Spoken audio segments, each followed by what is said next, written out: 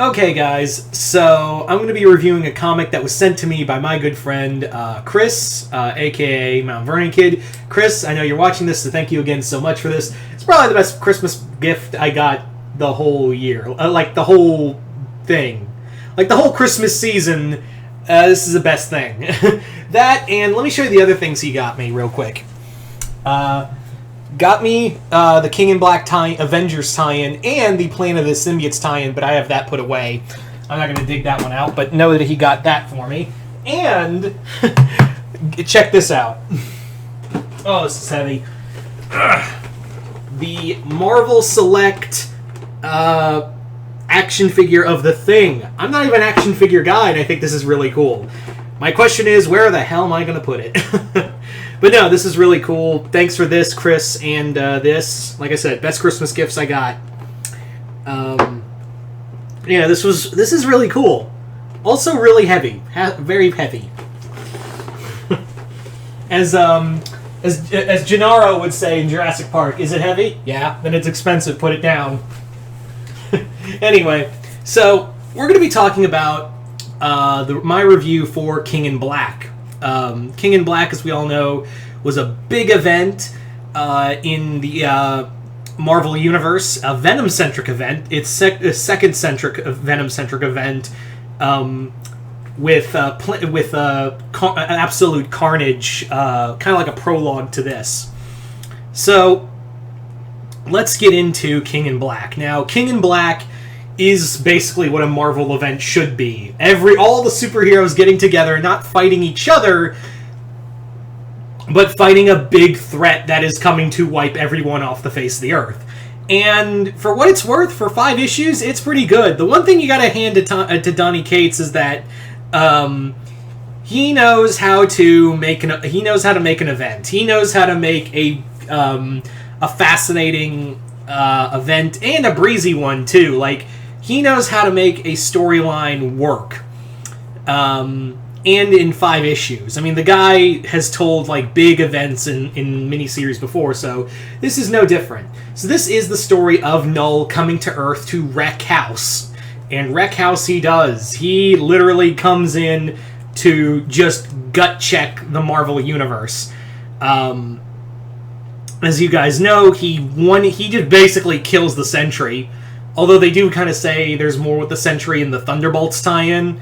That does kind of, apparently is a prologue to Devil's Reign, from what I understand. I've been meaning to read that one.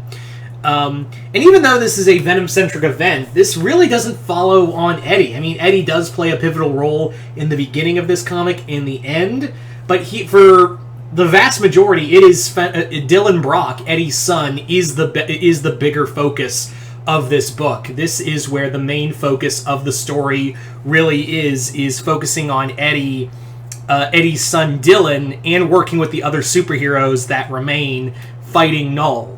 And Null, for what it's worth, Null is a really cool villain. Although I will say, after this, I don't want to see Null again.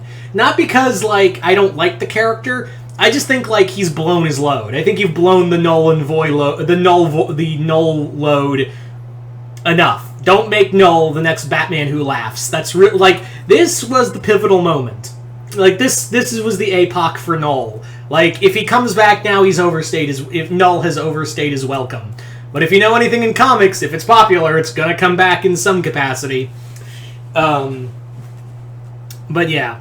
Null himself, he is a devastating villain. Like, I really love the fight between him and Thor in the 3rd issue. It's a really just knockdown, drag-out fight between the two. Dylan goes through a lot. Like, his dad is essentially just off on the aisle. Alright, sorry about that. Anyway, what was I saying? Got a phone call. What was I saying? Oh, right. This is a lot of fun, and again, I didn't talk about this earlier, but Ryan Stegman's artwork is just awesome. I'm surprised. I got a question to anyone who knows this. Has Ryan Stegman done Spawn? Like, I'm serious. Has Ryan Stegman drawn Spawn? Like, has he done interior artwork for Spawn comics? Because I would really love to see if he has. So if anyone knows for certain if he's done Spawn. I really want to see this guy. If he hasn't already, he needs to do Spawn comics. So I don't know for certain if he has already or not. I don't know, but if he hasn't, he needs to get on it. Yeah. The event also is very tight-knit for 5 issues. I think it does. There are some tie-ins I want to read, the Namor tie-in that deals with a Marvel version of the Trench. And I don't know what tie-in. I've been looking for this tie-in, but I don't know where to start. It's apparently a tie-in involving Blade teaming up with Dracula to make an army of vampires to combat Knull. I want to read that, and they apparently get Chernobyl as a nation for vampires. I want to know what tie-in that is so I can read it. I want to know what tie-in of Blade and Dracula forming a vampire nation together. Yeah, I want to know what tie-in that is so I can read it. You also get some stuff that really ties in with the other work that Donny Cates had done, like the Black Silver Surfer. That was really cool. And we also get some stuff with Captain Universe. And we find out more about, the secret history of Captain Universe. And I was like, oh, okay, this actually makes sense that Captain Universe is the god of light. So I was like, okay, that makes sense. And it does bond with Eddie, and it's a really cool fight between him and Knull. It's almost like it's very much like it is essentially two gods fighting, and it's done so well. Again, to showcase how good Stegman is on art, look at that. Just look at that. And I have the feeling that Donny Cates really wants to write Spider-Man. I feel like he really wants to write a Spider-Man storyline. But, yeah, I feel like that's a matter of time before Donny Cates gets Spider-Man, because he really wants to put him in every event. I mean, yeah, Venom is intrinsically tied to Spider-Man, but, it's very clear he really wants to have a shot at Spider-Man. Yeah. Also, it's refreshing to read an event where the superheroes aren't fighting each other on purpose. Yeah, Knull controls some of the heroes through the symbiotes, but it's not their fault. It's more like they're being controlled by the symbiotes. So it's more okay, I get it. So, yeah.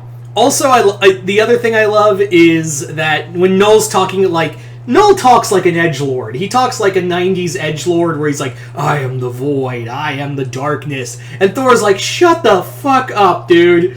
And just smashes him across the face, breaks his jaw off. Yeah. So, I think this is going to go down as a very fun event. I don't know if it would rank in anyone's, top 10 favorite events of Marvel history, but I do think this is going to go down as a event that was needed. It was a needed event because look at what came previously: Secret Empire, Civil War II. It's not great. There was a track record of Marvel events where it was just hey, let's shit on everyone.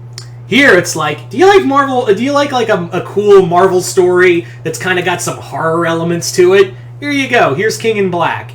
Donny Cates hopes he likes it. So, yeah. I'm actually excited. I've only got technically 3 of the tie-ins, technically speaking. I only own 3 of these many tie-ins. Avengers, Planet of the Symbiotes, and there was a Symbiote Spider-Man story, which I don't know if it counts as a tie-in, even though it is called a tie-in, because it takes place in the past. And it's more and I did a review of that comic, where I called it Spider-Man and guest starring Disney Plus. Because literally every character he hangs out with in that story has or is going to get a Disney Plus show at the time of that making. He hangs out with the Watcher for What If. He hangs out with Monica Rambeau for WandaVision and the Marvels. Rocket Raccoon for Guardians of the Galaxy. Kang for Loki and Quantumania. Black Knight for Eternals. It's Ulic's there, but you could say that's for Thor, but we don't know. But I don't think Ulic is going to be in Love and Thunder. But yeah, literally, that whole comic is literally just check out all these characters that are gonna get their own Disney Plus shows. Yeah. Anyway, or movies or Disney Plus shows. But yeah, I actually want to read more of the tie-ins, and I don't usually do that with events. I'm usually like, I just want to read the main event and maybe get some tie-ins. But I do want to get the Thunderbolts one. That's a definite. I want to also pick up the Savage Avengers tie-in because I've been reading Savage Avengers, and that ties in to an extent. And I want to read. I want to read the vampire one. I want to see like that whole thing of Dracula trying to make Chernobyl his like vampire nation. I want to read that tie-in. Oh yeah, and the Namor tie-in because it's written by Kurt Busiek as well. Anyway, I'm off on a tangent. So you guys tell me in the comments below, what did you guys think of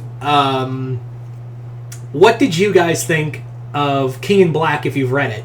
Just comment below, let me know. And once again, I'm Mr. Multiverse. I'll see you next time in the Multiverse.